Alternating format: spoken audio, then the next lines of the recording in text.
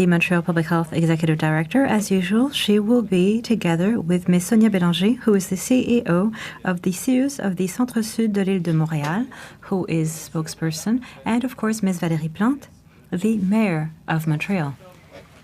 Dr. Drouin will speak first in French, followed by Ms. Bélanger in French, and then Ms. Plante in French.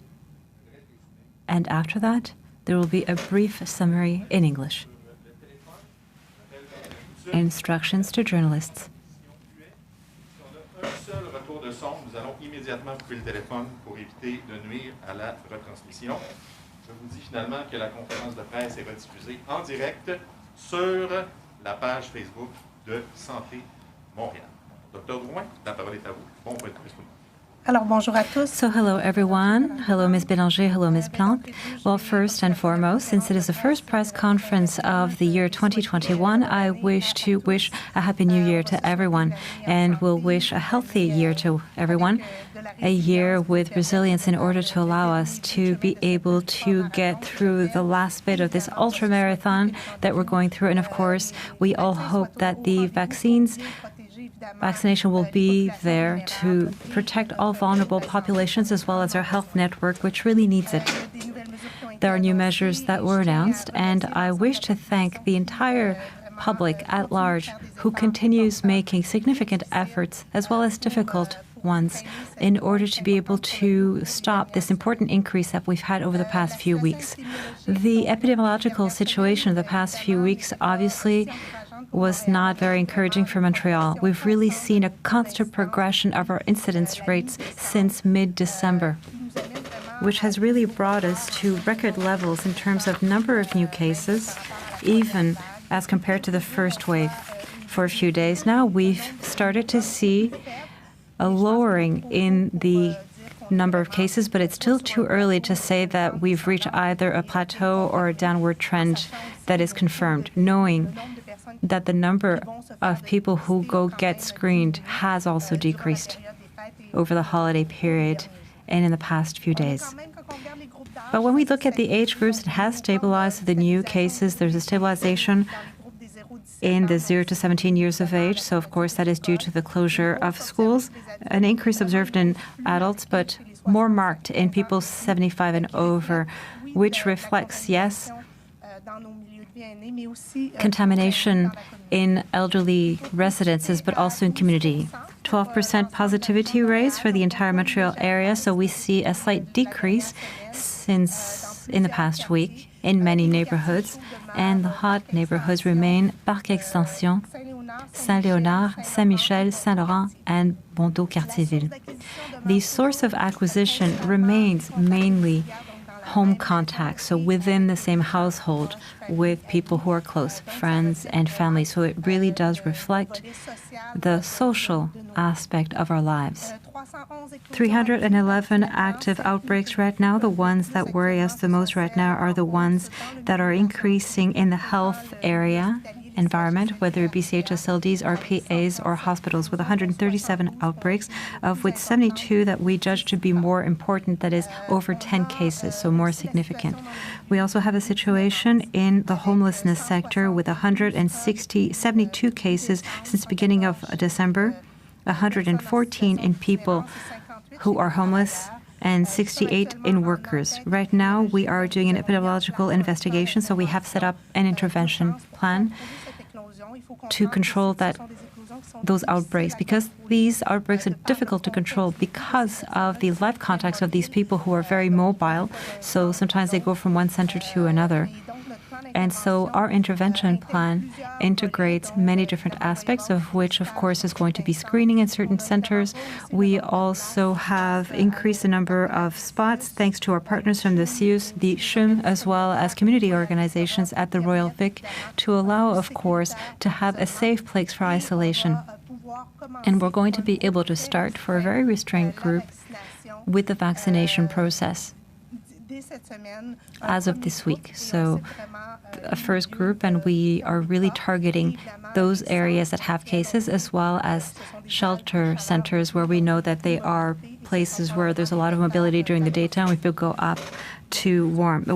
go to warm up. a specific message about screening.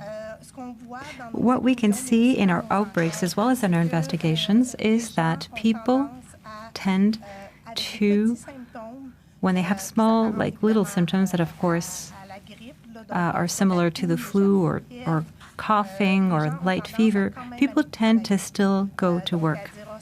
So to say, oh, it might not be so bad, I'm going to wait 24 hours.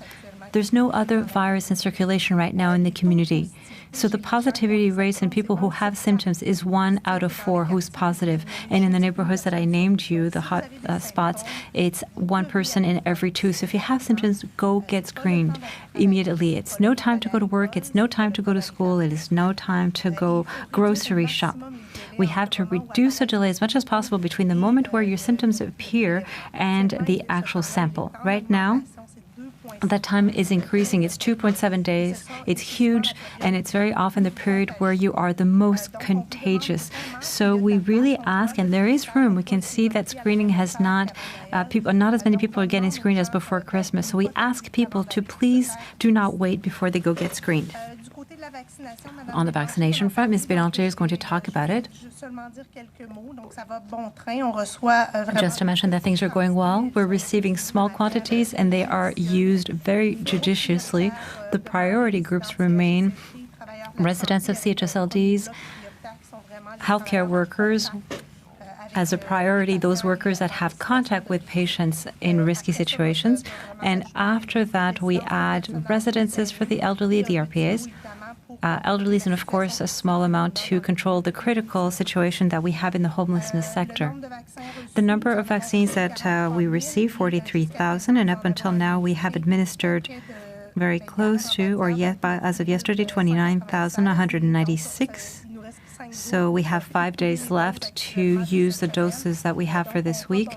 So it's going very well. There are no doses that are remaining in the fridge up until now. On the contrary, the teams are ready to vaccinate more Montrealers. I would like to end with a word on the back to school. There's been many people who were very happy to see that young people could go back to school, amongst them the young. There are some parents that are more worried, but for us, clearly, schools are primordial. It really is the safe place to allow for the development of children, and in a Montreal context as well, to broaden social inequalities in the development sphere of our children. So we are very happy to see the back to school this week for primary school and high schools next week. Of course, there will be cases in schools because we know that what is happening in schools is a reflection of what is happening in the community, and there's community transmission. So it does remain a place where, yes, where there can be outbreaks, but as we often say, there's small outbreaks in the vast majority of cases from what we experienced in the fall, and we have reinforced certain measures for which we believe that we are probably going to be able to make certain gains. Amongst them, the use of procedural masks in high schools. And I reiterate the importance of getting your children screened if there is any symptoms. And even if you want to be more prudent, knowing that transmission is at home, if your child is symptomatic and you go get tested, normally they isolate themselves. But we believe that to be even more cautious, the entire household should wait for the result of the test before going to work, for example, or before getting into contact with any other areas. So I wish to thank the parents. I know that it takes a lot of courage and resilience, especially, when we try to conciliate work life and home life. And I want to thank everybody who's adapting to these. But I think that it's the right decision for the development of our children, particularly in a context, in the Montreal context. So thank you so much. Hello, everyone. Dr. Drouin. Madam Mayor. So I joined Dr. Drouin to wish you as well my best wishes for the year 2021.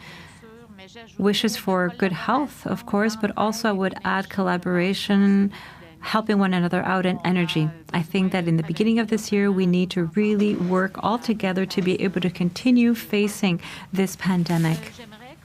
I would like to start with some good news. So we talked about vaccination a few minutes ago. So by next week, all residences of CHSLDs in Montreal employees and doctors will have been vaccinated. So the vaccination in that area, which was the priority group, is almost completed as we speak. Over 29,000 vaccinations, as Dr. Drouin was saying earlier on, that have been administered since the beginning of the vaccination campaign, of which 8,000 CHSLD residents and close to 12,000 healthcare workers in CHSLDs. And we gradually have started with the other groups as well. So just to give you an example, today the CHUM and the CUSUM, so the very great hospitals of Montreal, have started with the vaccination of their workers and doctors, so it will accentuate itself. The faster we finish vaccination in CHSLDs, the faster we'll be able to go through other priority groups in the health sector first, but also in RPAs.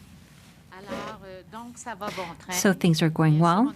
Of course, we would like to have a lot more vaccinations, but what we do have, we manage well. We do everything in our possible to not waste any of the vials. So every place has their own strategies to not waste any of this precious vaccine. However, the situation in hospitals is extremely worrisome. There are many emergency rooms in Montreal that have too many people in them. So many establishments have gone to red level. You know that the waiting lists are increasing. There's an overflow. We have to leave activities aside. And why? To be able to take the staff that works in sectors that are not as affected to bring them to the COVID units, which makes it that we are forced, for example, to reduce the operations program, to reduce activities in specialized clinics, to reduce activities in certain diagnosis sectors. Right now, there are 48,000 people who are waiting for surgery in Montreal. It's major. Dr. O'Patterney talked about it at the beginning of the week. There's an impact, of course, on those people who are waiting for surgery. Urgent surgeries are still taking place, and certain surgeries having to do with cancers as well. Of course, naturally, operation rooms remain open for those activities that are more urgent. I want to show you the hospitalization rates in Montreal. So in Montreal, we can see here 744 patients who are being hospitalized in all Montreal hospitals. So what you can see here, this is beginning of December and then the holidays, and we can see that as of 4th of January, there's really been a clear increase in terms of in the hospitals. It seems to be a plateau that we see here, but every day we see an increase of hospitalization rates and an increase in intensive care. So the situation is very worrisome. With 744 patients, you'll understand that we are still in our theoretical capacity, that being of 1,000 COVID beds over Montreal. So we'll also continue by saying that we have worked over the past few weeks at the Commandment Centre of Montreal to give ourselves extra capacity over and beyond that 1,000 bed. So there are 4 establishments who, as of now, have increased their intensive care beds.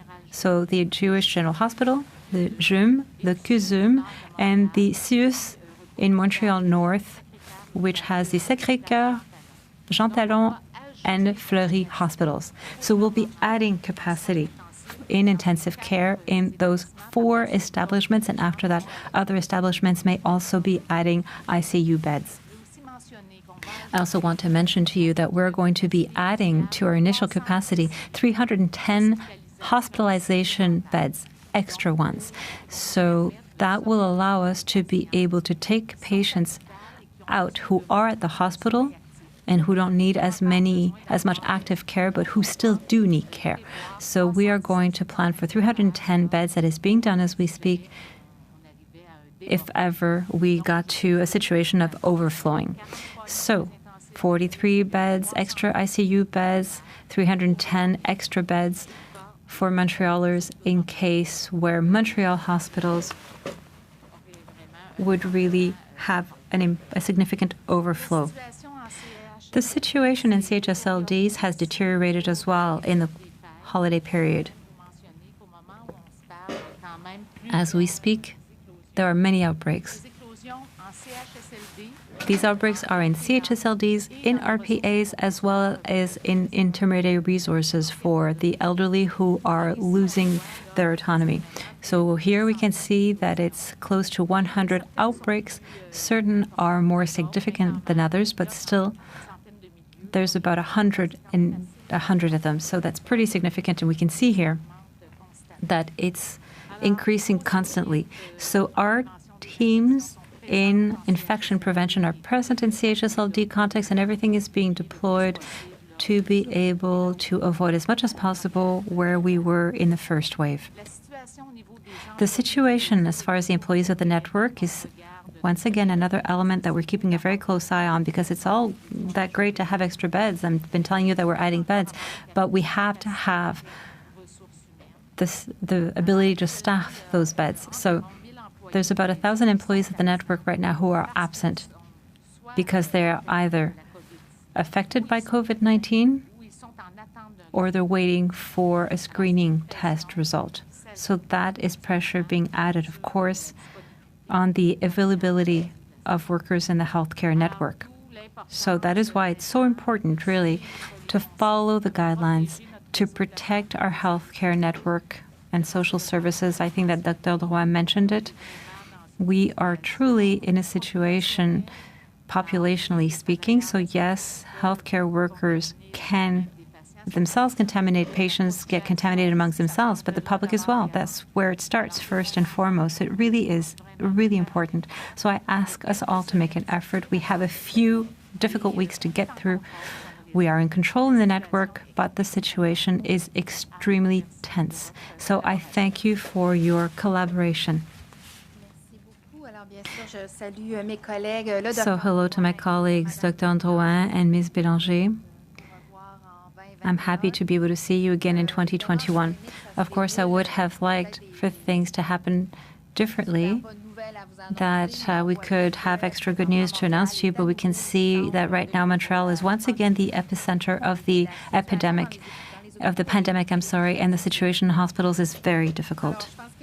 So I think that we have hopes with the vaccine, but it remains that with everything that was mentioned by Dr. Drouin and Ms. Bélanger, it is a situation that is worrisome with the different outbreaks. And I really wish to reiterate the message of Dr. Drouin concerning the importance of being tested as soon as there's a symptom. Do not wait. It really is very, very important.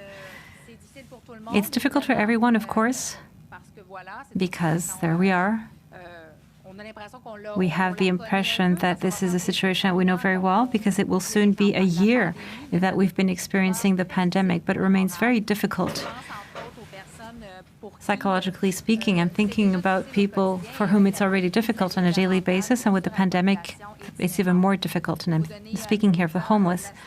To give you a little overview of the situation, there were 136 shelter spots that are available, emergency shelter spots that are spread out through different places, whether it be halte chaleur, hotels, or shelters. To this number will be added 150 spots very soon, and that's a good thing. There's also, I wish to remind you, the shuttles that go throughout the city and that are there to make sure that people who wish it, that we can find them a place to be able to sleep.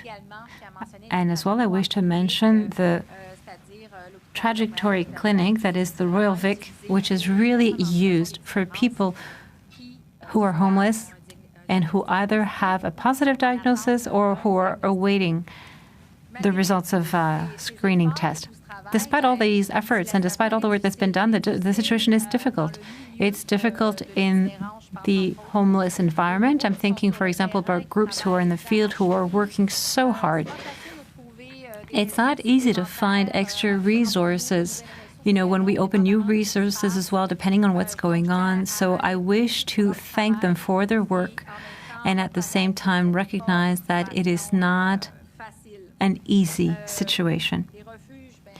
Shelters are full to the brim. That's why it's so important to create extra spots. But of course, we must adapt ourselves as we go along. And I wish to remind everyone that the homelessness question has to do, of course, with the larger family of health in general, which is a responsibility of Quebec. But of course, in Montreal, we are very important field partners. We're going to continue doing the work, whether it is to find new spots, contribute to finding staff if necessary. So we're always looking for solutions, and that is what we will continue to do. Perhaps some people have heard the news. Yesterday, it was announced that there are amounts that were negotiated between Quebec and Ottawa to be able to help those organizations, and that is very good news, and that money has to be given as soon as possible. In certain cases, it's really a lack of human resources, but it remains that the needs being what they are, we can always use more financial means. And once again, to be able to face all the situations, Dr. Drouin was saying it, when there are outbreaks, and there's more and more, in different shelters and places where there's a lot of people who are homeless, it destructures that entire environment. It really is not easy. So we've heard with the people who are experiencing homelessness, there's a lot of worries that were raised as well by many people about the curfew that was announced by the Quebec government. We were wondering, rightly so, what would happen with those people who don't have a home to go to. And I wanted to talk to you about the beds that are available and what's happening in the field to help this. But of course, I'm telling you that things are moving a lot, and this is quite the situation to deal with. That being said, for us, it's important to not make people who are already vulnerable even more fragile. These people are already often marginalized. So the work that is done by the city, but especially by the SPVM, especially when the curfew enters into effect every evening at 8 p.m., it really is to support and direct homeless people towards resources. Over the past few days, over 150 interventions were made. They went very well. People were accompanied by the shuttle or police officers to the different resources. So please know that for us, the solution is not to give them legal problems. Very often these situations are very complex. The idea is to show tolerance and humanity, because these people have many needs. Perhaps on a more positive note, these are very gray days. I often promote activities that are available, and you know to what extent, for me, keeping parks open and offering materials and even free materials is important, so I would invite you to do so. Very often at the end of the day, I myself go and skate or see what the parks look like, and I see many people who respect the bubbles. We can see that it's important for them to be able to get a bowl of fresh air, and I understand them. So let's all take advantage of the numerous local parks and the greater parks, but still respecting the rules. At the City of Montreal, we've decided, together with the boroughs who take care of the local parks, to increase signs for safety. I'm thinking, for example, sliding, to make sure that everything is done correctly, and to encourage people to respect the bubbles and physical distancing, even when it's time to, slide, keep some room between you. And it's the same thing for skating rinks, to reiterate the importance of not having hockey games, for example, with people who are not in your own bubble. Keep your distance. If you're not sure, you put on your mask, and we can still take advantage of those installations and facilities. So please know that we try to support physical activity as much as possible, but once again, safely. And one last element, another municipal facility, very important, are the libraries. And up until now, lending books was still authorized. That will continue, but what we're working on right now It's not the case yet, but we wish for access to workstations, so computer stations be available, because we know that for many people who don't have internet at home, it's important, whether it be for school, access to information, work. So we're working to make sure that everything is safe and also to give access to libraries, once again, either to lend books or to be able to use computers. So that's coming. We're working on it, but we're confident that it should be set up very soon. So I thank you. And my last point is, if you have any symptoms, go get tested. A few words in English.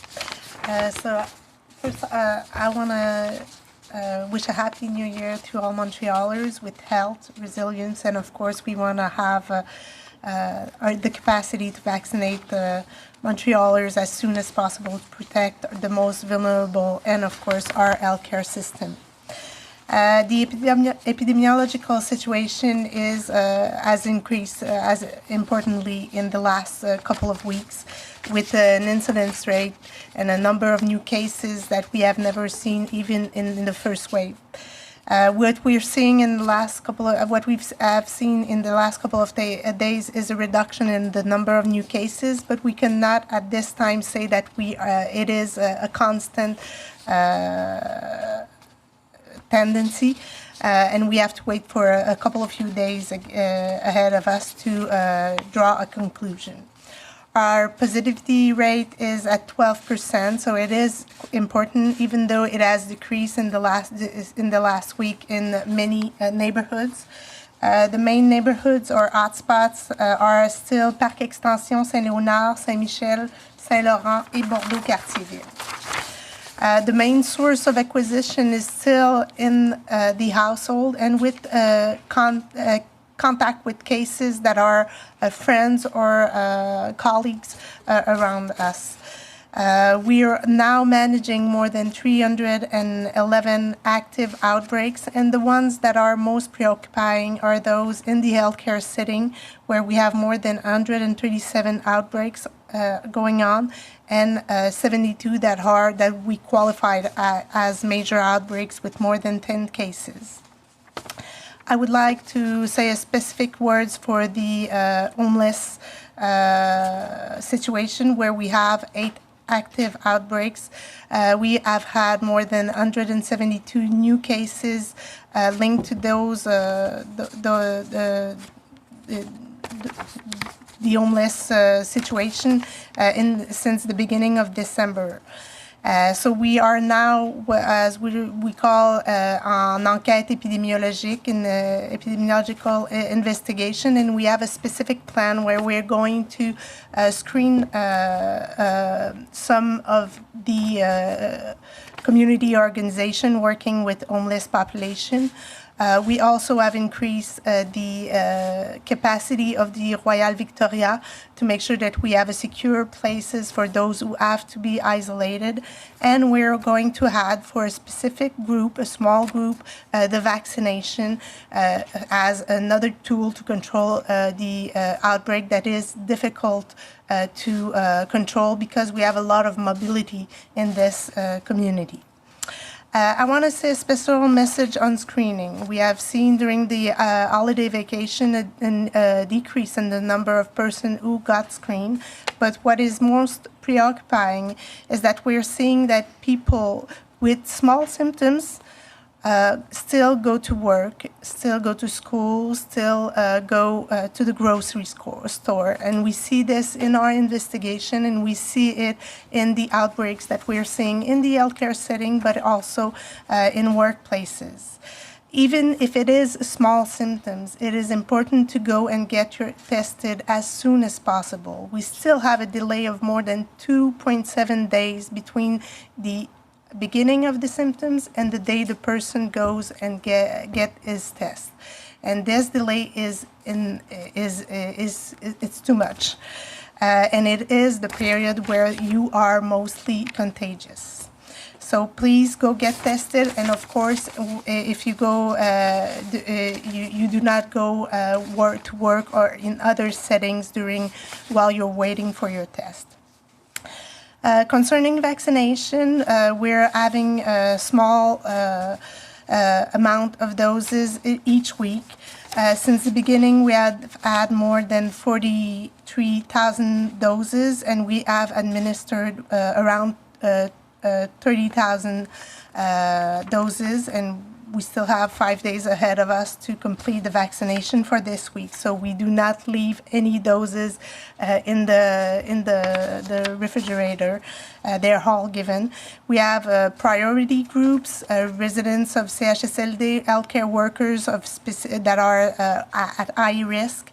And of course, we're adding today a small amount reserved to control the outbreak in the homeless population. And I would like to finish with by saying a word with the reopening of school. I think it is a good a good thing that schools are being reopened, knowing that it is a secure place for our children, and it is the best place that they have to be to make sure that they develop themselves, they socialize, and of course to reduce health inequalities. We know that there is going to be transmission, and the virus will, because it is highly prevalent in the population, it will go in school, and we're going to see outbreaks as we've seen in during the fall. But we know how to manage them. Most of them are small, and still what we are seeing in school is mostly the consequences of the transmission that is going on in the community. And of course, we ask parents, if your children has even small symptoms, go get tested. And of course, do not send your children to school. And I want to say thanks to all parents, because we know that the work-family balance is quite a challenge for all of you and all of us. Because I'm here today, but normally I try to work at home also.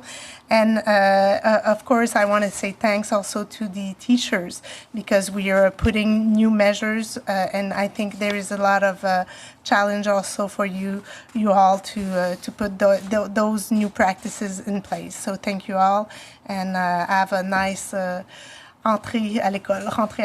Thank you. So, good afternoon, everyone. Dr. Drouin, Mayor Plante. I'd like to begin with very good news about COVID-19 vaccination. In a week, all CHSLD residents, employees, and doctors in Montreal will be vaccinated. To give you an idea, over the past 3 weeks, more than 29,000 people will have been vaccinated against COVID-19. This represents a total of, approximately 29,000 people since the operations began. Another good news, today, the CHUM and CUSUM began the vaccination for health workers and doctors. I would like to tell you some words about the situation in our facilities. As you know, the situation in our hospitals is alarming. Because of that, we have an important reduction of our activities. We can see the impact on our waiting list. We now have a little over 48,000 people waiting for surgery in Montreal. At this time, 744 patients are hospitalized, and 117 are in intensive care unit. Okay, you could.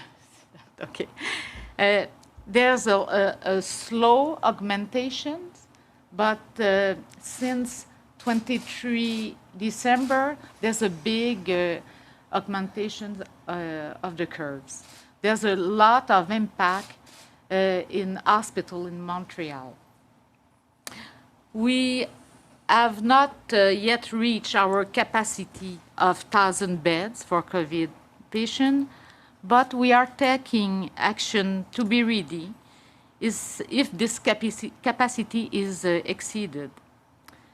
By example, this week, 4 hospitals have added intensive care beds for COVID patients This is a 43 additional bed in intensive care unit in the different hospitals of Montreal. We are also preparing to open up 310 more hospital beds for COVID patients. I also want to talk to you about the situations of senior residents and CHSLDs. There's a lot of eclosion in the CHSLD, more than 100 centers, CHSLD, intermédiaires, ressources, résidences privées, prisons, a number of eclosions. Is near 100 eclosion in this category. This is worrisome. Our infection prevention teams will continue to follow the situation closely to prevent the virus from spreading in those settings. Finally, to be frank, the situation I have just talked about is very worried. The actual situation is putting even more pressure on our health workers who are already exhausted. More than 1,000 of them are absent from work, either because they have COVID-19 or they are waiting for test results. So, I repeat, it's more important than ever for us to continue our efforts and stay strong. Our workers need your solidarity now. Thank you. Thank you. Merci beaucoup. I'm happy to be with my colleagues, Dr. Drouin and Madame Bélanger, for this first press conference of the year. Like I was saying just earlier, I wish we had better news because once again, Montreal is the epicenter of the pandemic, and the situation in the hospital is very, very difficult. Of course, we're waiting for the vaccine, and all the news that we're getting about that is good. It helps. At the same time, for some people, it's even more difficult. I'm thinking about the homeless population. Just to give you a state of where we're at, there's 1,366 emergencies shelter spaces available, and including drop-in centers, hotels, and shelters. There will be an extra 150 spaces that will be added in the very near future.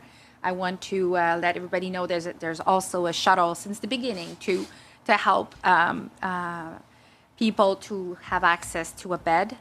And I also want to reiterate that there is adapted clinical services for people, homeless people dealing with the COVID at the Royal Victoria Hospital.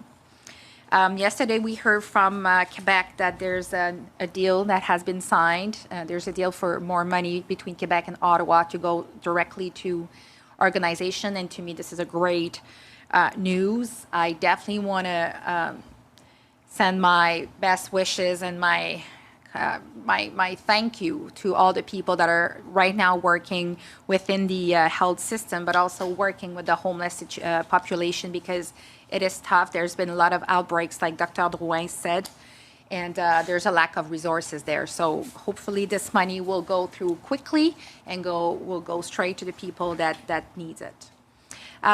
Finally, regarding the curfew in Quebec, there's been a lot of worries coming from the population about what does it mean for people that doesn't have a roof to have a curfew. So of course, having more and more places and shelters is important for that exact reason, but also because we want to make sure people have a warm place to stay. But also, I want to reiterate that the police officers are well aware of the complexity of what it means to be in the streets. And so though there's a curfew, they are using their judgment to make sure that they accompany people to shelters, because we do think that prosecuting is not the most effective way to support people in a vulnerable situation. Though it's not a black and white situation. It's quite complex, and there might be cases where the police officers have to intervene in a different way. But I just wanted to say how it is important for us as an administration to send us a message that the curfew is not there to make more vulnerable people that already are. In terms of municipal operations, I want to also reiterate that our parks are open. That's a good way to clear our heads, take a bit of oxygen, take the kids out for a walk or maybe for a slide or some skating or skiing as well. I want to say that in many of our parks, equipment is free. I want to say that because it is quite, it's been used a lot, and I'm glad to see and to hear that. At the same time, it is very important to respect all the rules, all the recommendation about stay in your bubble. If you go if you go play hockey, well, actually you're supposed to. You can play hockey, but within your bubble. You're not supposed to play with friends and other people. If you're waiting for in line to slide, well, you still need to keep your distance. It's very, very important. Last thing is regarding, so parks are important, but the other thing is also libraries, something that people have asked us a lot to keep open. Since now it's always, it's possible to, we're maintaining the book loans by appointment. So this is something that is still there, that exists. But we are looking for to open access to internet workstation, because we know that for some people, that's their only access to some information, or maybe for their homework or their work. So we should be able to finalize the details around how to make it safe, but we want to make libraries more accessible to use internet. So finally, I guess I just want to put emphasis on the message that both Dr. Drouin and Madame Bélanger ont said about the importance of being tested. People are getting less tested. Don't hesitate. If you do have a symptom, that's what you have to do. This is what our health workers are asking us to do. This is what our most vulnerable are asking us to do. Get tested and stay home while you're waiting. Don't take any chances, because we need to go through this. Merci beaucoup. Merci. On va passer à la période de questions. We will now be going to the question period. Une question, une relance par journaliste. On va éviter avec Annie Guillemette. Juste avant de passer aux questions, vous dire que les graphiques qui ont été montrés par Mme Sonia Bélanger vous sont envoyés à la suite de la conférence de presse. Annie Guillemette, une question sur... Bonjour. Je peux vous adresser aux caméras. Madame Bélanger, vous avez parlé de... Ms. Bélanger, you talked about quickly adding 353 beds, if I counted correctly. Would that be at the Hôtel Dieu? How is that going to work? And what are the delays? Well, for the intensive care unit beds, it's 43 beds in ICU. So we're talking here about 2 extra beds. At the Jewish General Hospital, 13 extra beds at the CHUM, 17 at the CUSUM, and 11 at the CIUS du Nord, which has the Sacré-Cœur, Jean Talon, and Fleury Hospital. So that is 43 ICU beds, extra additional beds, for COVID ICU beds. And those beds are available as we speak. The ministry has asked us to make beds available as of the beginning of the week. As far as the 310 other extra beds, they are going to be spread out from the former site of the Hôtel Dieu de Montréal, so a good number of beds will be there. There will also be some at the Center-West CIUS, at the West CIUS, and the North CIUS. So between 45 to 50 beds for each of those establishments. But the Hôtel Dieu is going to really, truly increase its capacity. Ms. Plante, you announced hiring Ms. Manaï today. She's a very active militant with very clear ideas. Is that truly the best person to calm down tensions with police, for example? It was a very rigorous process.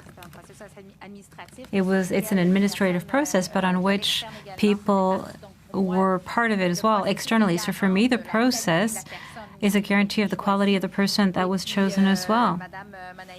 And Ms. Anayi is very conscious of the fact that now she works at the City of Montreal, so that means that she has her personal opinions, but she also represents an institution, of course. We want her to be able to take action and pose a diagnosis for the work that she'll do with her team, but she understands her role very well. Dr. Drouin, what happened over the holiday period? It was supposed to be a 2-week period to lower the case, but the opposite happened. Did Montrealers fail in following the rules? Well, I'm not going to talk about failure. It was clear that there was social context, and I think that we expected it at least partly. So I would say that the peak of cases that we saw was around the 2nd of January and represents probably with an incubation period of the social context that took place around the Christmas time. But it was probably, small transgressions. Probably there weren't any big parties with 20 or 40 people, but probably everybody perhaps allowed themselves small transgressions. But as I often say, we've seen that it's a lot, the home contacts or contacts with close friends or a friend who lives somewhere else, or even with older people, we saw that there were perhaps, some visits. So it probably, that's what it reflects. And the lowering that we've been seeing for the past few days, I can't say it with certainty, but one of the hypotheses is probably that after the 31st, the level of social activity naturally went down. In January, we have fewer opportunities. So probably we are right now showing better compliance from the part of the public, and we'll see the results of that over the next few days. I was reading the 7-page document on outbreaks. The number of cases associated for outbreaks for private meetings is 0. Well, we don't call them outbreaks. When the transmission is done at home, we don't call them as outbreaks. Outbreaks are in institutional places, in school, in daycares, at work, or in care environments. Madam Mayor, we haven't heard you much about the curfew. We heard people comment that it was a policy made by people who lived outside of the city, that it didn't work very well in more the densely populated areas of Montreal. Do you think that the curfew is a good idea? Well, since the beginning of the pandemic, I find that it is important to follow the recommendations that are made by public health.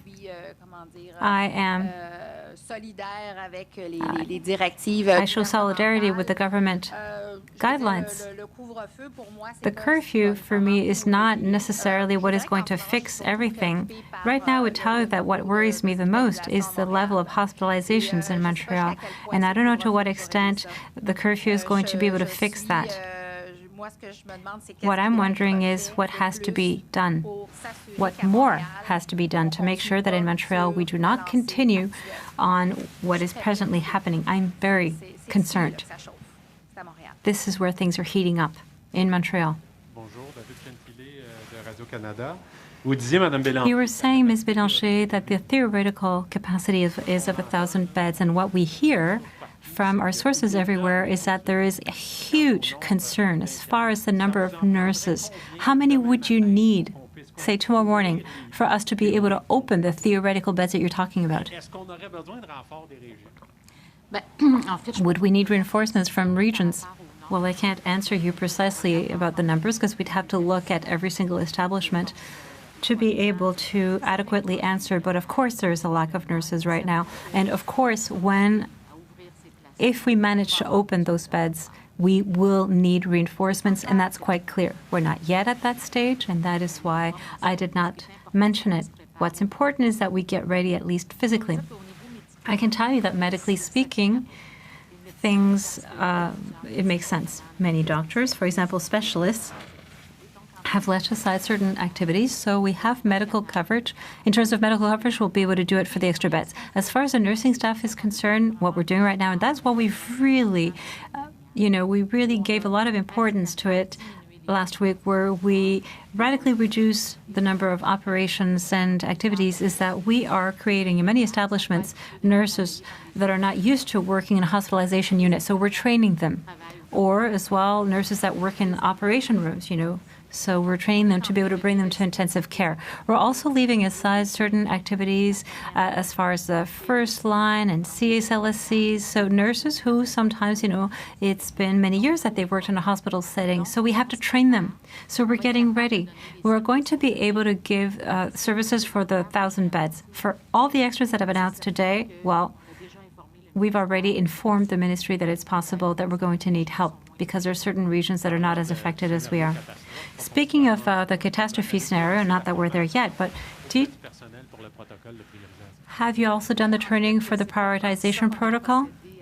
Well, that's not how we've proceeded up until now. There's a lot of expert groups that have worked to be able to give themselves a prioritization protocol in intensive care unit. What we're doing right now is that in each unit, there are doctors who are responsible for that file, if you will, and they are together with specialists, doctors, family doctors, different people to know how to apply that, if we got to that, how we would apply that in a given institution. To give an example, at the Notre Dame Hospital and the Verdun Hospital, there's a doctor who is mobilizing themselves to be able to create simulations, but especially to learn to work in a context where we would be in a catastrophe scenario. But I do wish to say that we're not there yet, and we're going to do everything we can to not get to that either.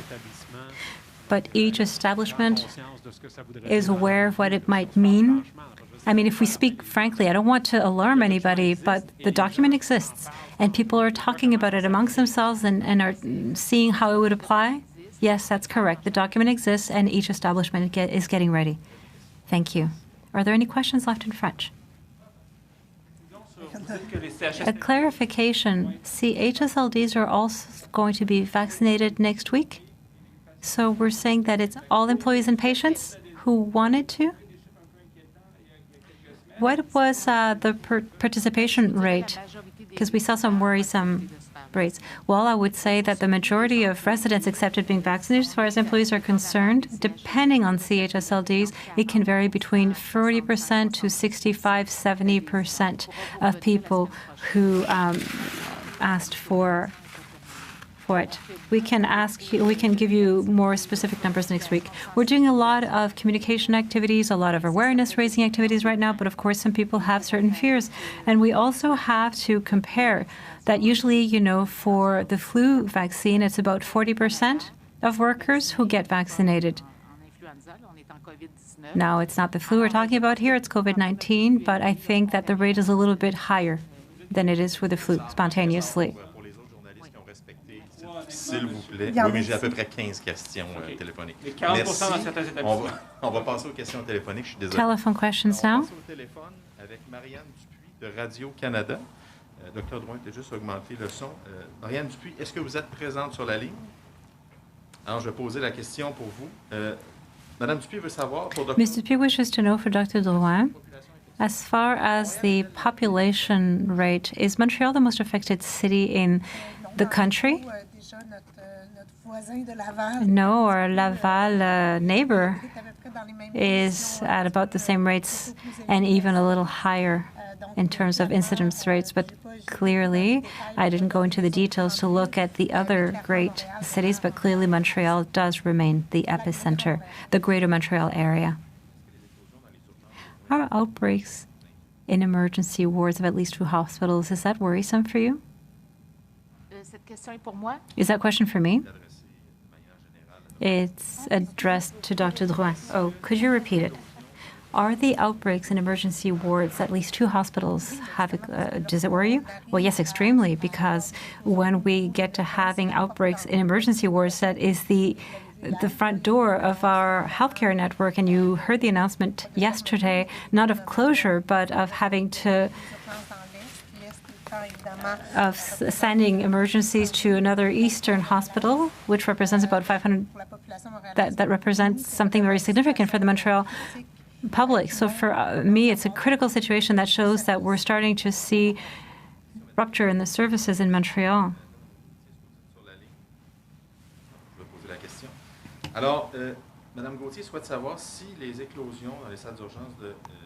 The outbreaks in emergency rooms, were they caused by positive patients who went? The interpreter apologizes. I can't hear very well. I think we'd have to check with the establishment, but the information that I have is that yes, and very often I would say in our outbreaks in care setting, the front door or the way that it comes in is often a healthcare worker. And I would like to come back to the importance of the screening as soon as there are symptoms to not go work. It's also applicable to healthcare workers. It's very important because the control of an outbreak in a healthcare setting is a lot more difficult than at work or in a school. It can take weeks before we can stop it entirely. La ligne? Non, parfait. Alors, question pour Dr. Drouin. Dr. Drouin, when in the vaccination strategy should we vaccinate the homeless? Well, the homeless were not in the vaccination sequence as proposed by the Quebec Immunization Committee. The reason why we've introduced vaccination of a certain group, because we're not going to vaccinate all homeless, but a group within it, it's because we are in epidemiological investigation, and it will be part of one of the tools to allow us to control various outbreaks in close to 8 different places for which there are a lot of barriers to control of transmission. So that is one more tool, and it will start in the next few days. And of course, we will start with a priority group within the organizations that we have identified.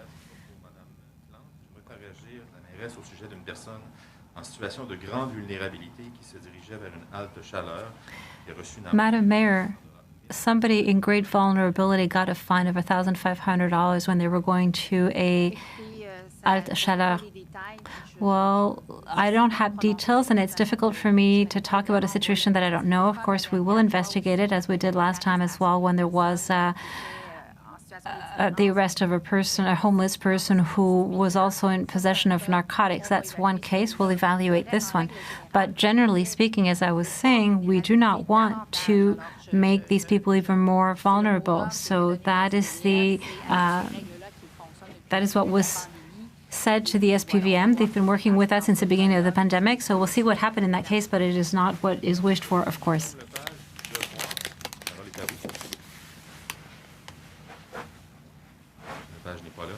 Simon Van Vliet, Journal des Voisins, la parole est à vous. Oui, bonjour. Est-ce que vous m'entendez? Oui, allez-y. Oui, OK, merci. Une question d'abord pour Mme Bélanger. Vous avez mentionné... Ms. Bélanger, you mentioned that capacity was going to be added in the CIUS du Nord hospitals. But is it possible to break down what hospitals it will be, where there's going to be more capacity? Well, I don't have the exact breakdown of the choices that are made. It's within the CIUS du Nord hospitals or within their installations. So they could decide to add the number of beds that are specific for the CIUS du Nord. I can give it to you. We're talking for the CIUS du Nord of 110 beds. It's pretty significant. So it won't be just in hospitals. Evidently, they will be distributing it within their different facilities. So they do have many facilities, but I couldn't give you the detailed breakdown. But it is 110 beds for the CIUS du Nord. Ms. Plante, you talked about parks and sliding. We learned that the Ministry for Health considers that sliding outside of supervised sliding centers is forbidden because of the present closures. Are you aware of that, and have you planned talking about the situation with the ministry to see what's allowed? Because we can see that, in many parks there's important number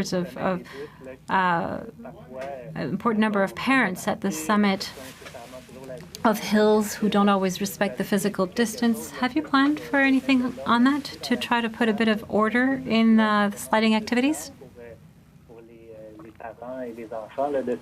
so that it's safe for parents and children? I will answer. Yes, we've been working on that file. It has to be understood that the issue was the uncontrolled sites, where it's not like in Parc Ahansik that has a nice hill. And clearly, we are talking with the ministry to clarify things up. Of course, we want those activities to remain open. It's good for people's health. It's good for people's mental health. And most particularly, we want, the risk outside is much lesser than it is inside. So, yes, we're going to see how we can make sure in those places that family bubbles be respected as much as possible. But for us, we, of course, prefer seeing people on hills, especially with the beautiful days that we're having, rather than seeing them inside at home. So we should have more clarity soon. Ms. Bélanger, you said that the situation in CHSLDs has deteriorated over the holiday. Why?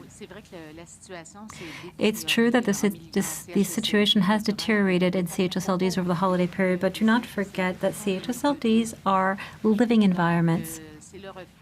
So it is the reflection of what is going on, populationally speaking. That is the only explanation I can give you. In CHSLDs, since the first wave, we've put a lot of guidelines to supervise visits and all that, but visits are not forbidden. So, of course, when we go to a CHSLD and you are arriving from the community, whether you be a worker or a caregiver, I think that corresponds to the increase. We can bring the same hypotheses or link with what happened over the past few days, particularly over the holiday period where we saw an increase in the community.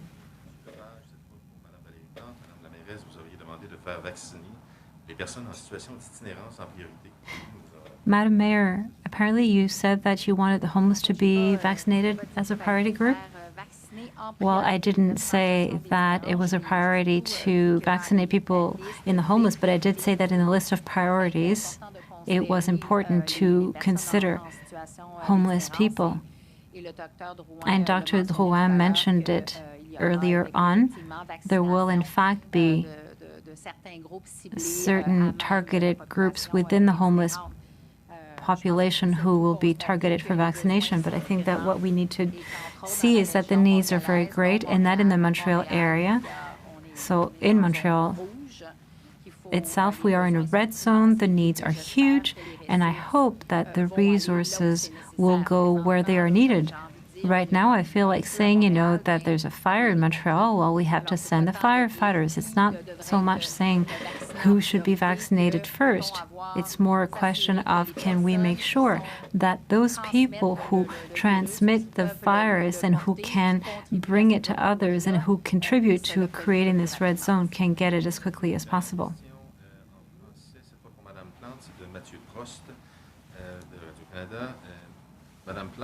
Ms. Plante.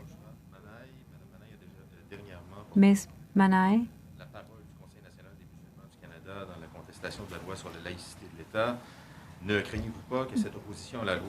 The interpreter can't hear the question very well. Something about a kind of that it might necessarily create division. The interpreter does apologize. I did not understand the question.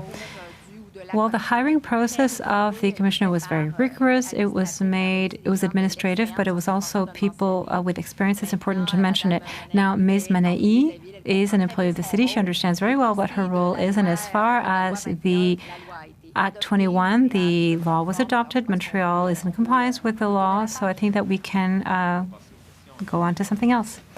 We will now go to English questions in the room. You were hiding. I know I was. Yes, hello. Sorry, hello. You hear me? Keep going. Okay. Hello. Madame, Yes, we're Plante. hearing you in a couple of minutes. Oh, I'm sorry. Okay, I'm sorry. You're good. Yes. Madame Plante, you spoke about the SPVM being using discretion with those who are homeless. But what about just regular people? They've been a little bit overzealous lately. Some essential workers getting stopped at a bus stop, getting tickets. Do you think police might be a little bit too harsh? Well, so far, I mean, like I said, the curfew, of course, was something that the government of Quebec decided, and it applies to all Quebecers, wherever they are. So what we have been talking about with the SPVM is, again, to use their judgment. Of course, they need to ask questions, but if you have your proof on you, it's usually what I've heard so far is that things are fine. And like I said, we also want to make sure that the SPVM understand the complexity for some people. Of course, I'm talking about the most vulnerable of dealing with those curfews. But I would say that from what we're getting is that things are there seems to be a balance between both. What kind of meetings have you had with the police, though, to discuss this complexity? Right. Well, of course, it's through our executive director, the City of Montreal, which is the main speaker to the director of the SPVM. But, it's not something that just started those conversations about empathy and compassion and using their judgment since the beginning of COVID. This is what we've been doing a lot, whatever it was homeless people in the metro, or when there was when we were looking for, it was not as clear around wearing the mask or not. So we're really trying to build a collaboration, and it's working well so far. And there's also, the SPVM works with different groups that they've made connection to support their strategy that is not so much coercive, but more talking through and raising awareness. Merci, thank you. Merci. Hello. My first question would be for Madame Drouin, Dr. Drouin. We understand the situation at Maimonides where 7 people had tested positive after receiving the vaccination.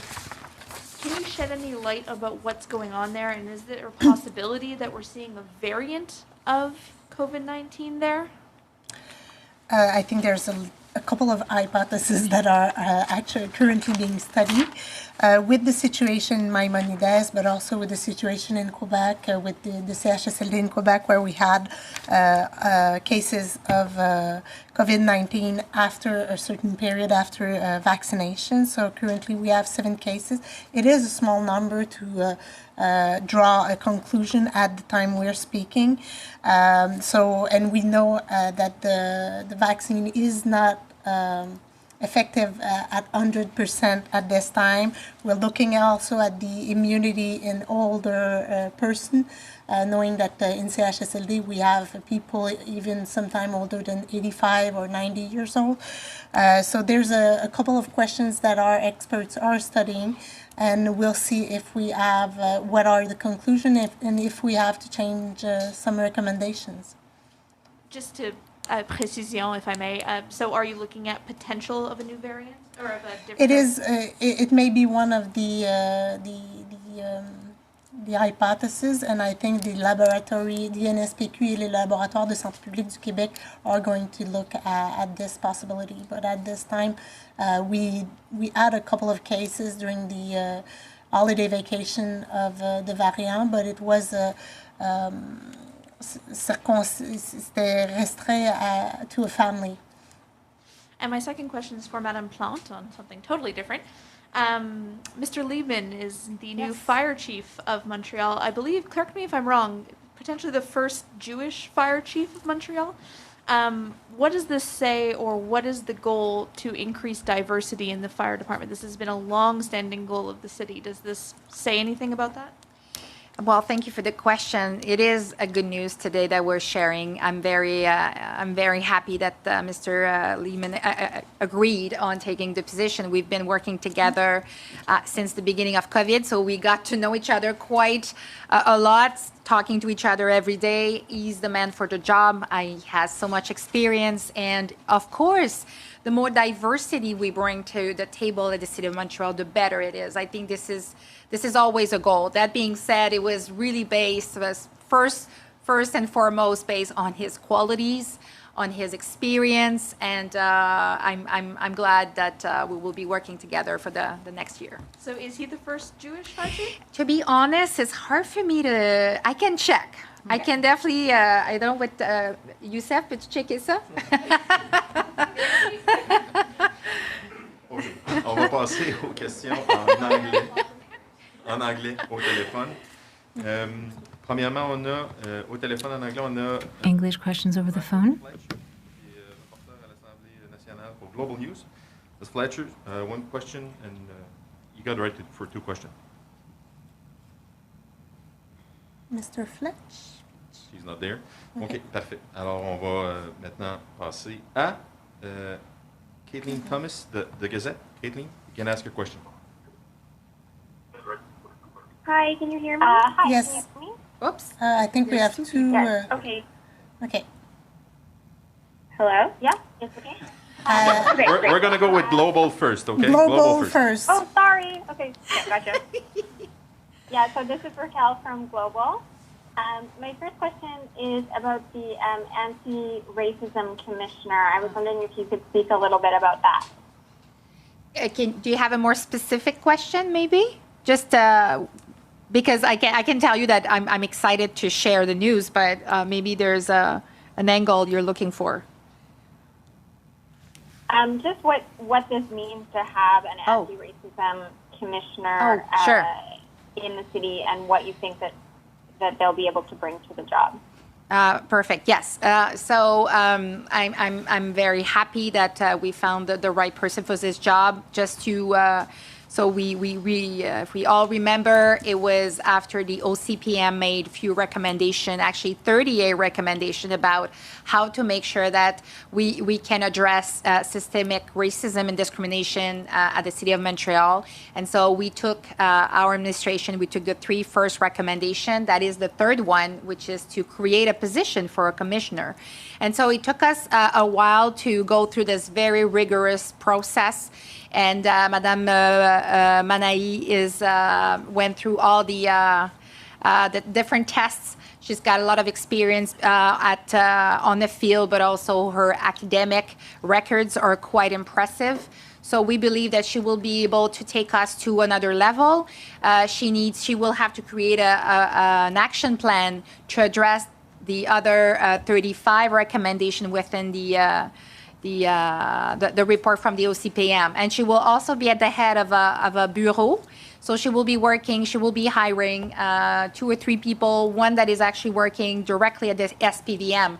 So it's about, looking at all the different divisions, different ways that we work at the City of Montreal, and how to hiring, everything will be going through her analysis to so we bring more diversity, and we're more aware, and definitely, fighting any types of discrimination at the City of Montreal.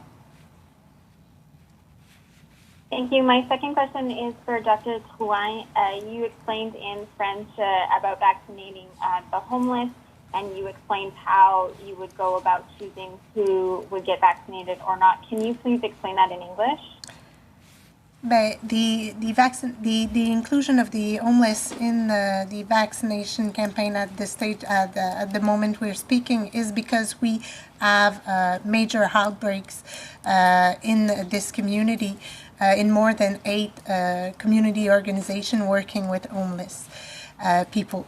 And it's part of an action plan to be able to control those outbreaks rapidly. So we're going to increase screening. We have increased, of course, the places in Royal Victoria, and vaccination is going to be offered to a small group of homeless per person. So we're not vaccinating all the homeless population in Montreal. So a first group, and when with the findings of the screening campaign or operation, we're going to see if we have to vaccinate other community organization working with those person.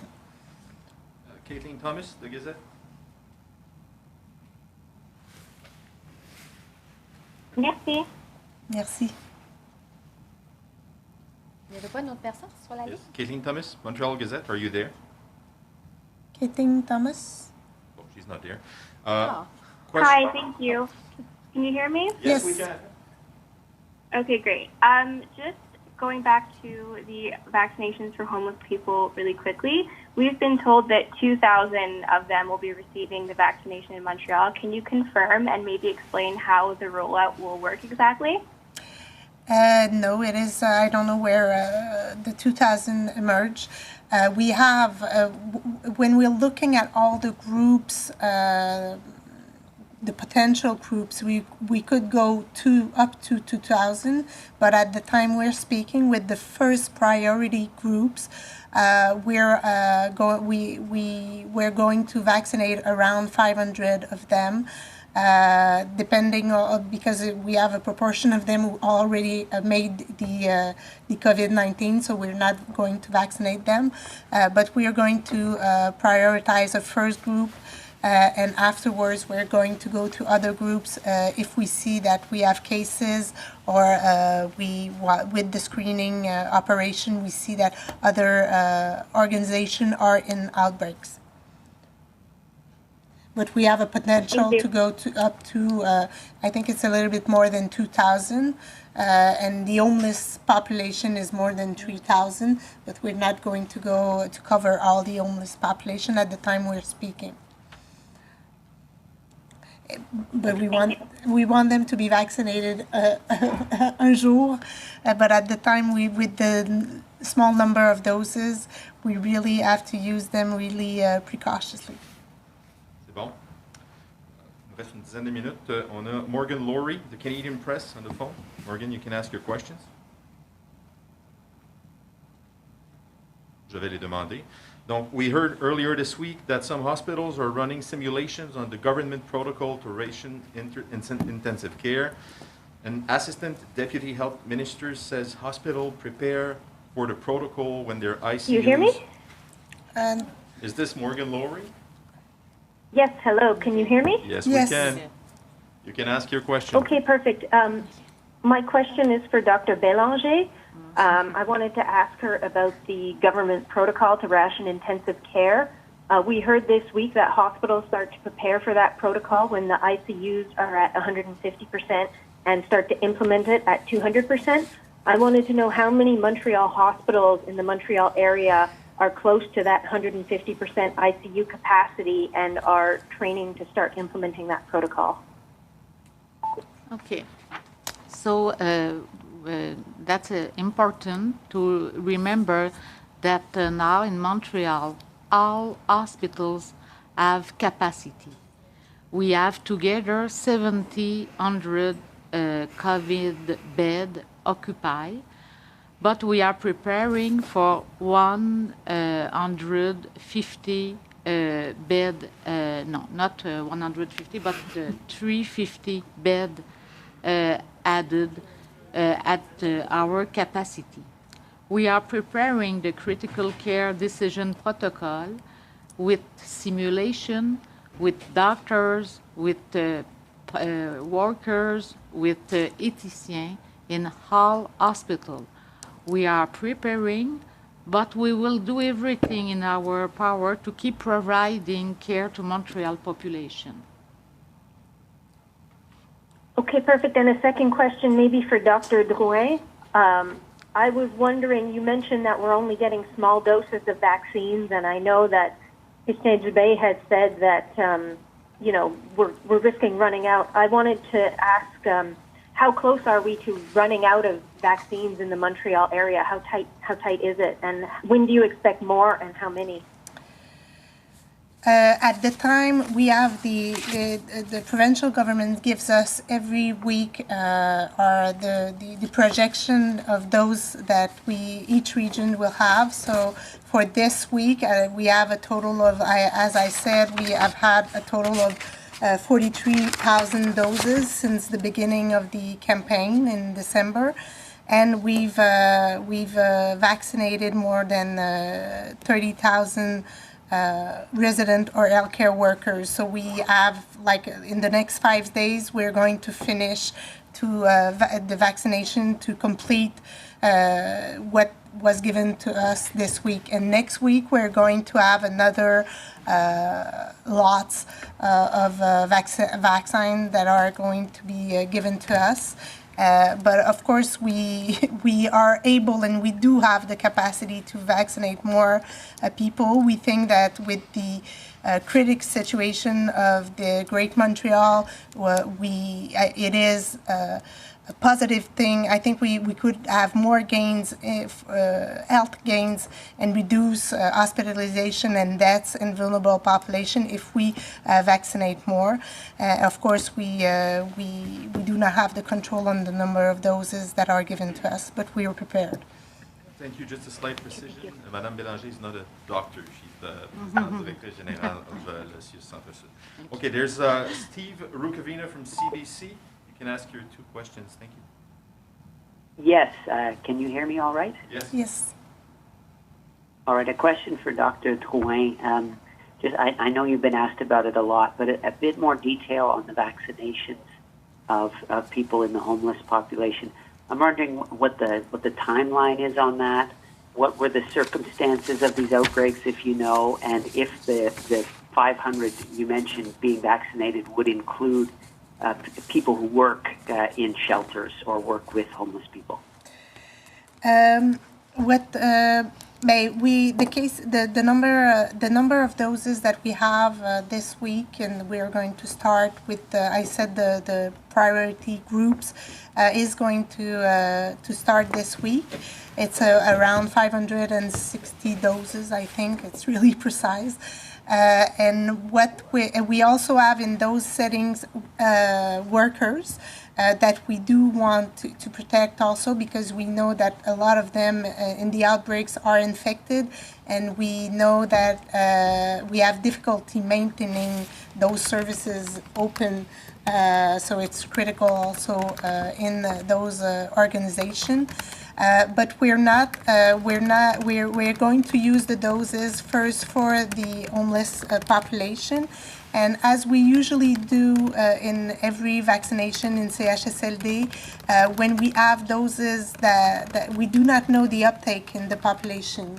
So we estimate a 75% uptake, but it may be 60, it may be 45, or and sometimes we can extract more doses in the fiole.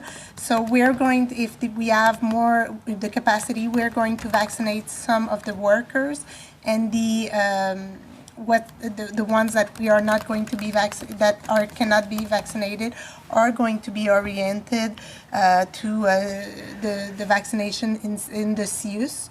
It is a small numbers. In our first priority groups, it is less than 200 workers that we would like to protect. So it is the way we're going to work, and with the uptake, with the first group, with the uptake of the population, we're going to readjust for the next week. All right, thank you. And a question for Mairesse Plante. It's just once again concerning your new anti-racism commissioner, Ms. Manaï. It seems like there has been some criticism from certain circles of that choice because Ms. Manaï, in her previous capacities, has spoken out against Bill 21 quite forcefully, and that some people perceive that she can't be neutral on that issue in this post, and that would be important. What would your response be to that? maybe 4 elements. The first one is that the process that all candidates went through was really rigorous, and the City of Montreal chose Madame Manaï because of her experience and her academics credits, which are quite impressive. Secondly, now that she works for the city, Madame Manaï understands very well her position. She will keep her freedom in terms of addressing the issues that she got hired for, but at the same time, she understands that she represents the institution of the City of Montreal. And the 2 last element really is that Bill 21 has been passed, right? And so it exists. It's now it's part of our life now, and the City of Montreal has been following the rules. So I think it's we can move on. Let's move on. Merci beaucoup tout le monde. C'est ce qui termine cette conférence de presse. Thank you, everyone. That puts an end to the press conference. Thank you.